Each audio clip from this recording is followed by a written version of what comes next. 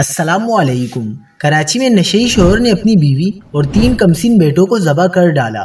لاشیں دیکھ کر علاقہ مکینوں کی چیخیں نکل گئی۔ انتہائی افسوسناک خبر آ گئی۔ کیا آپ حالات حاضرہ سے آگاہی حاصل کرنا چاہتے ہیں؟ خبر کے پیچھے چھپے اصل حقائق جاننا چاہتے ہیں تو ابھی سبسکرائب کیجئے جلمل پاکستان کو اور ساتھ ہی گھنٹی کے نشان پر کلک کر دیں۔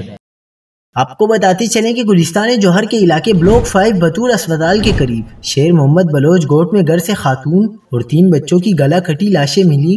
نشے کے عادی ملزم ارشد علی بلوچ نے مقتولین کو انتہائی بے دردی کے ساتھ تیز دھار آلے سے ذبح کیا تھا۔ پولیس کا بتانا ہے کہ قتل کی واردات میں مبینہ طور پر شوہر ہی ملوث ہے۔ قتل کا مقدمہ سسر کی مدعیت میں درج کر کے ملزم کو حراست میں لے لیا گیا ہے۔ پولیس کے مطابق ملزم نشے کا عادی ہے جو 5 سال سے کرسٹل کا نشہ کر رہا ہے اور ملزم کے بیانات میں بھی تضاد ہے۔ ارشد علی بلوچ کا شیر محمد بلوچ گوٹ کلندر آباد سمیت علاقے میں انٹرنیٹ کیبل کا نیٹ ورک پھیلا ہوا ہے۔ ملزم کی تقریباً 10 سال قبل دور کی رشتہ دار سائمہ سے شادی ہوئی تھی۔